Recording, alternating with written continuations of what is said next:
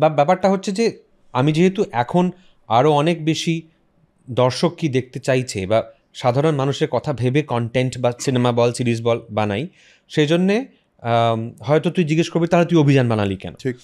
এক নম্বর হচ্ছে অভিযান আমার 4-5 বছর আগে বানানো একটা ছবি। 2 নম্বর কথা হচ্ছে আমি 2-1 বার ভেবেছিলাম যে জিনিসটাকে আর একটু পপুলিস্ট করা যায় কিনা।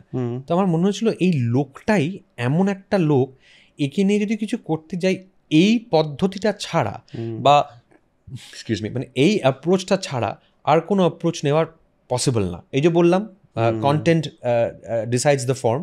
Right. So the content and the subject in this case, the subject called Soumitra Chattopadhyay, he decided that ছবিটা এরম হওয়া। তো সেই কারণে আমি চাইলেও আমি যদি আবারও অভিযান বানাই, আমি কিন্তু আরও মেইন স্ট্রিম কোনো পদ্ধতি নিতে পারবো না, এই মানুষটার ক্ষেত্রে পারবো না। তুই অন্য কারোর সম্বন্ধে বানাতে বল, হ্যাঁ, কোনো খেলোয়াড় সম্বন্ধে বানাতে বল, বানিয়ে দেবো, হ্যাঁ, প্রচণ্ড মেইন স্ট্রিমে একটা জিনিস বানিয়ে দেবো।